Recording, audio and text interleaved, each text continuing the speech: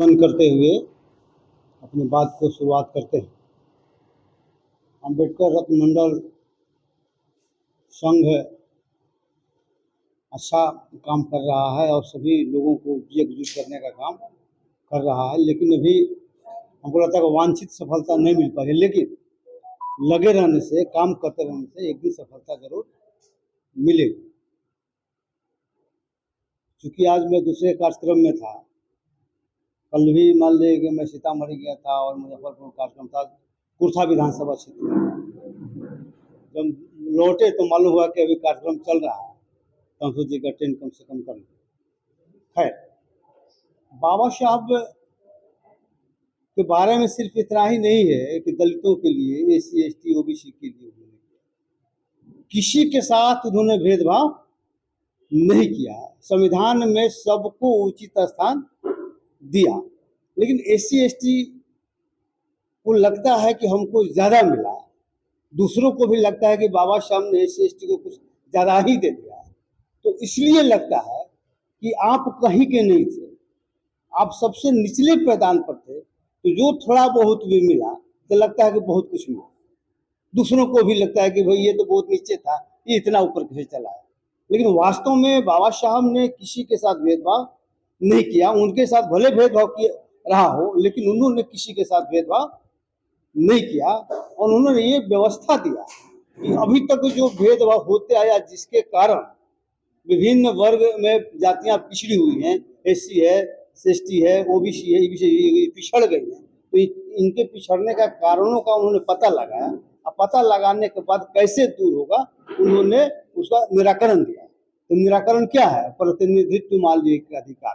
ठीक है, उन्होंने प्रतिनिधित्व का अधिकार दिया कि भविष्य पहले हुआ तो वो अब नहीं हो। ठीक है, लेकिन आज भी जो केंद्र सरकार हो, बिहार सरकार हो, कोई भी सरकार रही हो, आपको अपने हिस्से का जो बाबा साहब ने दिया उसका 10%, 10वां हिस्सा भी अभी तक नहीं मिला। 10वां हिस्सा भी आपको नहीं मिल रहा। इसलिए नहीं मिला है कि आज आप मांगने के पोजीशन में आज हुए हैं। अभी तक तो आपको पता ही नहीं था कि मेरा अधिकार क्या है। अभी तक तो आपको अधिकार ही नहीं था, जो मिल गया आसानी से वो आप लेते चले गए। मालूम ही नहीं था कि हमको क्या अधिकार है, बाबा साहब ने क्या संविधान लिखा है, हमारा क्या उसमें है, तो पता ही नहीं था किसी को। लेकिन जब मालूम हुआ तो आप लड़ने लगे, आप अधिकार मांग रहे हैं। अब अधिकार मांग रहे हैं तो देखिएगा कि ज्यादा तनाव दिखलाई दे रहा है। आपके खिलाफ ज्यादा लोग मान लिए कि आ रहे हैं, आरक्षण को खत्म करने का मान लेकर डिमांड हो रहा है। अभी तक हमको आरक्षण मिला ही नहीं। अभी तक प्रतिनिधित्व जो है नाम के लिए, कहने के लिए तो भाई पूरा भरा हुआ है ना। एक भी विधायक का सीट खाली है, एक भी एमपी का सीट खाली है, लेकिन फिर भी आपके साथ अन्याय, बेईमानी और भेदभाव नहीं मिटा। क्या कारण है? तो बाबा साहब ने जो प्रतिनिधित्व चाहते थे वो नहीं मिला, सीधा सा मतलब है। अब अगर समाज प्रतिनिधित्व के लिए लड़ रहा तो आपके खिलाफ कार्रवाई होगी। जो शासक वर्ग है आपके खिलाफ नोटिस लेगा, आपको मारेगा, काटेगा, तंगो तबाह आपको करेगा।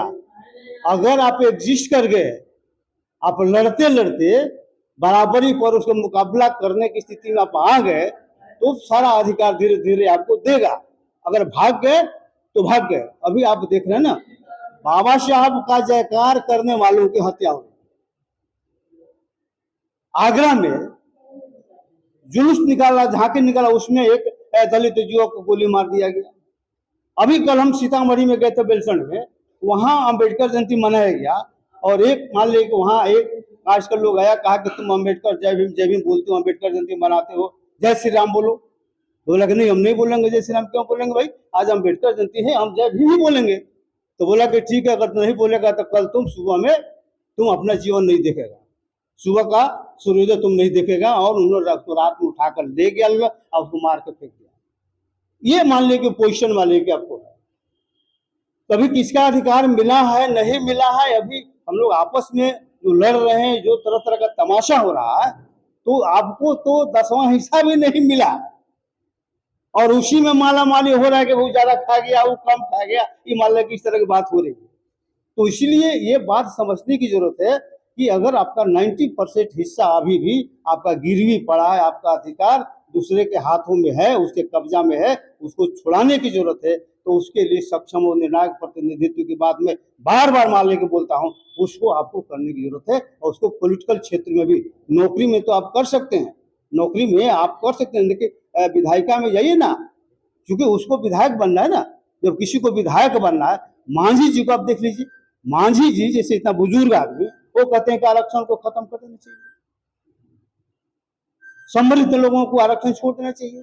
मांझी जी बोलते हैं, चिराग पासवान जैसा आदमी मान लेके बोलता है। कहने का मतलब कि जिसको आप अपना प्रतिनिधि समझ रहे हैं कि बिहार में सबसे बड़ा दलितों का कौन लीडर, यही दोनों ने है, और वो दोनों मान लेके उल्टा बात बोल रहा है। इसका मतलब आपकी क्या दशा होने वाली, आप समझ लीजिए।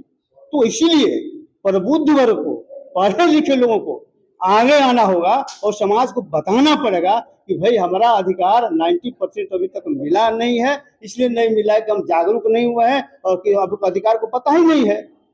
एक बात और हम अपनी बात समाप्त करेंगे। अभी आप देखिएगा कि जय भीम जय भीम जय भीम का नारा चारों बगल गूंज रहा है। लगता है कि इंडिया में अब संविधान पूरी तरह से लागू हो जाएगा, लेकिन व्यवहार में ऐसा है नहीं है।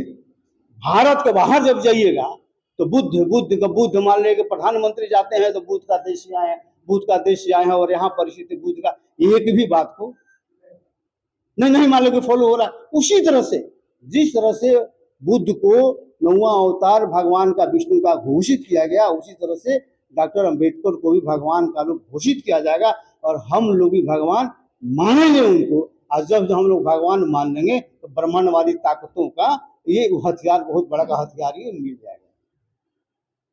आज क्या है, आप भगवान मान रहे हैं तो हमारे बीच आता है, सत्तू खिलाता है, चाय पीता है, घुमाता है, बाबा साहब का नाम लेता, हम उसके हो जाते हैं। तो भाई बाबा साहब का नाम ले लिया, हमारा तो भगवान है, बाबा साहब है। लेकिन दरअसल वो आता है आपका बाबा साहब की लोकप्रियता को भुनाने के लिए है, आपका मान लीजिए ठगने के लिए आता है, आपके मान लीजिए लुभाने के लिए आता है कि बाबा साहब के नाम पर लुभा जाएंगे, आपका भावनात्मक शोषण करने के लिए आता है। इसीलिए समझे, बड़ी बात है, जरूरत क्या है। मान लीजिए कोई ब्राह्मण आता है, कोई राजपूत आता है, कोई मान लीजिए भूमिहार आता है हमारे घर पर कि हम भीम चर्चा करेंगे। अरे तुम अपने घर में करो ना भीम चर्चा। अरे हमारा शेड्यूल कास्ट के जो लोग हैं वो सब जानते हैं बाबा साहब को, उनको भीम चर्चा करने के समझाने की जरूरत नहीं है। तुम अपने लोगों को समझाओ ना कि तुम्हारा लोग ही बाबा साहब का विरोधी है, संविधान के विरोधी हैं। हमारे पास क्यों आते हो भाई हमको समझाने के लिए? जब हम ऑलरेडी मान लेके समझदार है, हमारा 3 साल 4 साल का बच्चा भी जब भी बोलना शुरू कर दिया है, तो तुम समझाने आते हो। कहने का मतलब है कि आपका सेंटिमेंटल शोषण, भावनात्मक शोषण करने के लिए सारा लोग लगा हुआ है और आपका भावनात्मक शोषण करके वोट मानने के लिए लेगा और आपको कत्ल करेगा। उसी वोट के आधार पर, उसी ताकत से, उसी तलवार से जो आप उसको दिए हुए हैं, उसी तलवार से समाज का कत्ल होते आया है, लोग करते आए हैं, आगे भी करेंगे अगर हम लोग सतर्क नहीं। तो बस इन्हीं शब्दों के साथ अपनी बात हम समाप्त करते हैं। जय भीम, जय भारत, जय संविधान।